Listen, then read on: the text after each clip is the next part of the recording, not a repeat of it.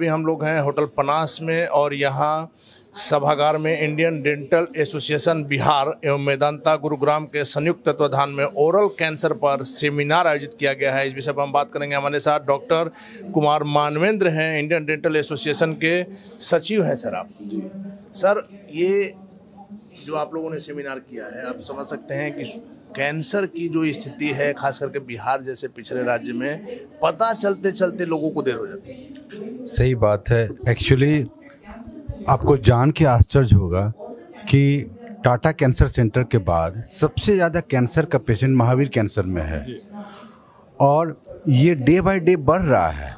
हमारे बिहार में चाहे जो भी कारण हो, कैंसर के मरीजों की संख्या दिन पर दिन बढ़ रही है। ये सच है कि महावीर कैंसर में या Indira Gandhi cancer regional cancer संस्थान में या पटना में और भी जो कैंसर संस्थान में है उसमें बिहार और बिहार के बाहर के लोग आते हैं। लेकिन सबसे बुरी खबर ये है कि उसमें ज़्यादातर लोग हमारे बिहार के होते हैं। इसलिए इन चीज़ों को ध्यान में रखते हुए हम लोगों यहाँ एक कैंसर पर कार्यक्रम आयोजित किए हैं।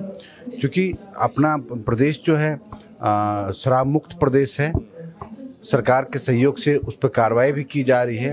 उसका दुष्परिणाम क्या हुआ है कि शराब की जगह पर अब लोग और बुरी लतों में पड़ते जा रहे हैं जो कैंसर के भयावह रूप को अख्तियार कर रहा है। इसलिए हमारी बाध्यता थी कि एक जागरूकता कार्यक्रम करके डॉक्टरों के माध्यम से लोगों के बीच में जाएं कैंसर प्रोग्राम करके। लेकिन सर, आपने देखा होगा कि मुंह की बीमारियों को लेकर लोग जागरूक भी नहीं है। छोटी मोटी बात रहती है तो लोग डॉक्टर के पास भी नहीं जाते हैं और जाते हैं जब बात बहुत बढ़ जाती है। वैसी स्थिति में फिर रोकथाम करना बड़ा मुश्किल हो जाता है। इसीलिए तो मैं कह रहा हूँ ना कि जब तक हम अपने मरीजों को जागरूक नहीं करेंगे, चाहे वो प्रिंट मीडिया के माध्यम से करें, चाहे इलेक्ट्रॉनिक मीडिया के माध्यम से करें, चाहे स्कूल गांव कस्बे में जाके कैंप करें, चाहे हम सार्वजनिक स्थलों पर like bus stand, railway stand, airport पे हम जाके कैंप करें, जैसे किसी हम पार्क के पास जाके हम लोग कैंप करें। हम लोग कर रहे हैं ऑलरेडी।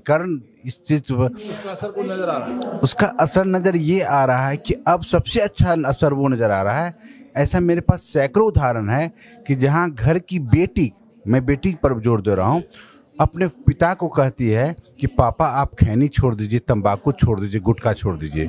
तो अगर घर से शुरुआत हो जाए तो ये बुरी आदतें खुद पर खुद छूट जाएगी। सर, एक आखिरी सवाल से ये बता दीजिए कि आबादी जो है हमारे बिहार की 70% से ज़्यादा, 70% के लगभग गाँव में बसती है जी। और गाँव में सर खास करके डेंटल क्लिनिक जो स्थिति है, सरकारी प्राइवेट तो सर कोई लोग है भी नहीं जी, वहाँ बहुत ज़्यादा जागरूकता की कमी है। देखिए, इसमें सबसे बड़ी बात क्या है कि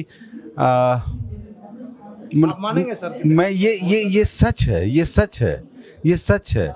लेकिन सच ये भी है कि कहीं ना कहीं सरकारी व्यवस्था में चूक हो रही है, जिसके कारण ग्रामीण स्तर पर जो जागरूकता होनी चाहिए वो नहीं हो पा रही है। और इंडियन डेंटल एसोसिएशन इसके लिए हमेशा सतत प्रयत्नशील है। हमारे कई डेंटल सर्जन्स जो हमारे ऑफिस बियरर हैं अपने अपने पंचायत को गोद लिए हुए हैं। सिवान में, मुंगेर में, बेगूसराय में, खगड़िया में, आपको मोतिहारी में, मुजफ्फरपुर में, समस्तीपुर में लोग पंचायत को गोद लिए हुए हैं और उम्मीद कीजिए कि आने वाले समय में इसके अच्छे परिणाम मिलेंगे। लेकिन सर, इसमें आप मानेंगे ना कि और अभी जागरूकता की जरूरत है। बहुत ज़्यादा ही जागरूकता की ज़रूरत है।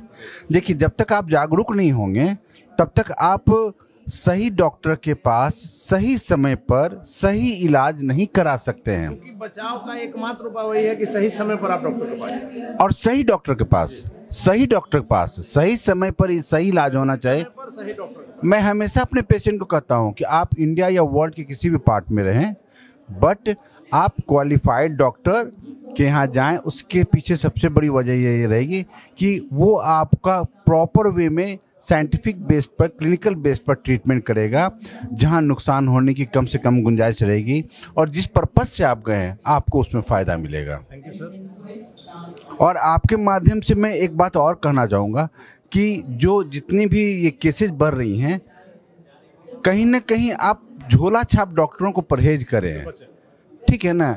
जानकारी के अभाव में गलत इलाज हो रहा है। प्लीज़ हम रिक्वेस्ट करते हैं अपने सारे बिहार वासी को कि झोला छाप डॉक्टर से बचें। झोला छाप डॉक्टर आपका निःशुल्क इलाज नहीं करता है, वो भी पैसा लेते हैं और हम भी पैसा लेते हैं। तो आप पैसा भी खर्च कर रहे हैं, समय भी खर्च कर रहे हैं और आपको सही इलाज नहीं हो रहा है। इसलिए आपसे विनम्र रिक्वेस्ट है आप मीडिया भाई के माध्यम से कि आप सही डॉक्टर का चयन करें अपने इलाज के लिए। मोहित जी, सरकारी हॉस्पिटल की जो स्थिति है, आपने देखा होगा तेजस्वी यादव भी जब गए थे पीएमसीएच में, वैसे में ये जो सेमिनार आप लोग कर रहे हैं मुंह की बीमारियों के जागरूकता के लिए, कहाँ तक फायदेमंद इसलिए है कि एक्चुअली चिकित्सा प्रकोष्ठ से होने से सबसे बड़ी बात क्या है कि तेजस्वी जी अपने समय में हम लोग में 3 आदमी को टिकट दिए, डेंटल सर्जन को। ये हमारा फर्ज बनता था उनको पे बैक करें कि उन्होंने हम लोग को पहचाना, हम लोग की क्वालिटी को संभाला, समझा अच्छी तरह से, और उसके वजह से टिकट दिया। उसमें एक विजय हो गया है जिसको हम लोग सम्मानित करने जा रहे हैं। पहली बार जहाँ तक हॉस्पिटल की बात है, वो ये तो कोविड में सबसे ज़्यादा मरा है हम लोग के यहाँ डॉक्टर्स। तो ये तो पुराना सरकार की पूरी तरह विफलता को दिखा रहा था। जो हमारे हेल्थ मिनिस्टर थे उनको कुछ कोई कान में कोई जू रखता ही नहीं था। वो बिल्कुल ही पता नहीं, जो आदमी होता है ना कि जो जनता के बीच में जीत के आता है उसी को जनता का दर्द पता होता है। वो तो मनोनीत थे, समझे, उनको क्या दर्द ही पता नहीं था। तो सारा सिस्टम ही कोलैप्स हो गया टाइम के साथ साथ। तो उसमें हमारे बहुत सारे डॉक्टर को हम लोग खोया। हम लोग जो पीपी किट की बात कर रहे हैं, वो जो पीपी किट उन्होंने जो डॉक्टर्स को दिया था वो 900 रुपये का था पीपी किट, जबकि उस पीपी किट का दाम 100 रुपये है। तो जो शुरुआती है, जब मौत का सौदागर बन के वो सरकार खड़ी हुई थी, तो डॉक्टर कौन जा सकता है। मेरा मोहित जी सवाल वही है कि तेजस्वी यादव के बनने से लोगों में उम्मीद जगी है कि लालू जी वाला बात नहीं है। तेजस्वी यादव युवाओं के लिए सोचेंगे, डिफरेंट है, बिहार के लिए सोचेंगे। और इसका एक आपने देखा होगा पीएमसीएच में जब तेजस्वी यादव ने छापा मारा था रात में, जब अचानक से औचक निरीक्षण किया था, तो लोगों ने, सारे मीडिया जगत में इसकी बहुत सराहना हुई। होनी चाहिए, क्योंकि देखिए ये सरकार जो हमारी सरकार है ये जाति से परे। तेजस्वी जी एक मैसेज देना चाहते हैं कि हम लोग सबके साथ चलना है, सबको लेकर, समझे। यदि कोई आदमी ये कहे कि हम उस जाति को लेके तेजस्वी जी ने कोई बयान दिया या कुछ गलत किए हैं, तो हम सामने में उनसे बात कर सकते हैं कि आपने ये गलत काम किया है। ये बिल्कुल ही नहीं है, क्योंकि हम लोग का शुरुआती से इसी लक्षण है। लेकिन क्राइम जो है जब से नहीं, क्राइम देखिए, क्राइम जो है नहीं, बौखलाहट है। अभी भी आदमी नासमझ है, वो प्रोग्रेसिव ढंग से सोच नहीं रहे हैं। आप मौका तो दीजिए, ठीक है 6 महीना तक मौका दीजिए। 6 महीना में हम लोग का दूध पानी ना हो जाए। तो आपने कभी देखा है कि किसी यादव को आज का हंगामा मचाते हुए? उन लोगों को स्ट्रिक्ट वार्निंग दे दिया गया है हमारी कमेटी को कि आप जो है कोई भी क्राइम करो तो बख्शा नहीं जाएगा।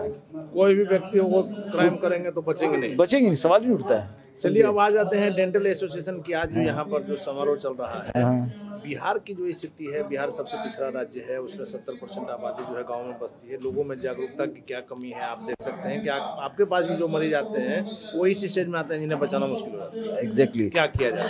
उसके लिए जॉब्स क्रिएट करना पड़ता है, नंबर ऑफ डॉक्टर्स को बढ़ाना पड़ेगा। जैसे डेंटिस्ट है तो वहाँ पे हर PSC में एक डेंटिस्ट है, रोस्टर ड्यूटी अनुसार 3 होना चाहिए। तो कम से कम एक सुपर एक्सपर्ट MDS डॉक्टर्स होना चाहिए हर PSC सेंटर पे। उसके बाद APHC लेवल पे भी जॉब का रिक्रूटमेंट होना चाहिए। उससे जो 12,000 का जो फौज है बेरोजगार डेंटिस्ट का, उसको आप यूज कर सकते हैं। मेरे पास है, हमारे पास सारा चीज़ है, आपको इसको इस्तेमाल करना है। और तेजस्वी जी इस दिशा में पूरी तरह से काम कर रहे हैं। वो हर रोज़ खोज रहे हैं कहाँ से हम जॉब दे सकें। जॉब रहेगा तभी सबका, डेंटिस्ट भी बचेगा, MBBS भी बचेगा, जनता भी बचेगी।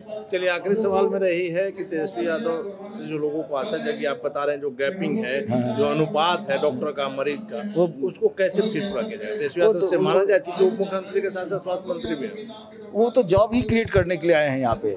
उनका जो वादा है, मिशन है जॉब क्रिएट करने का, उसी के लिए रात दिन वो सब काम छोड़ उसी के पीछे पड़े हुए हैं, क्योंकि ये इम्पॉर्टेंट है। यदि हम लोग महीने के अंदर 2 लाख जॉब क्रिएट कर दिए हैं तो हमको पता है कि अगले 6 महीना में 12 लाख जॉब क्रिएट हो जाएगा।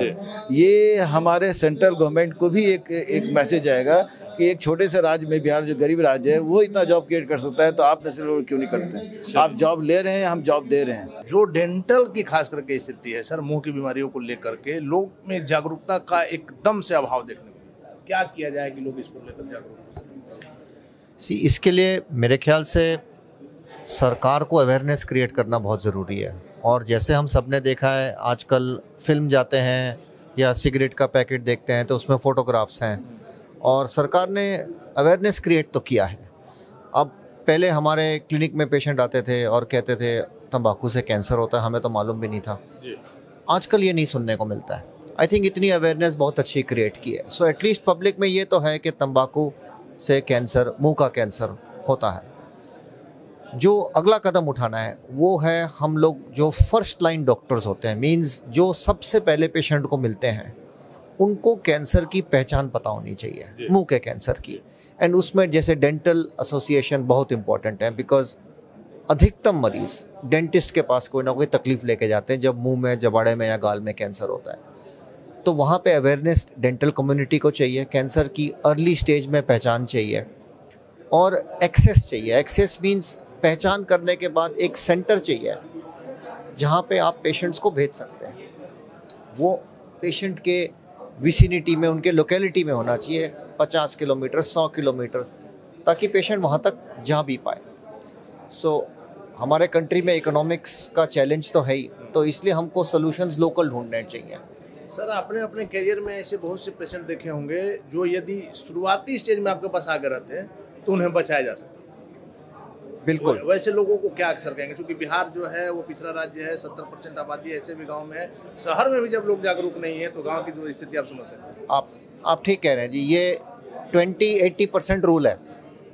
इंडिया और वेस्टर्न वर्ल्ड के बीच में फ़र्क देखिए।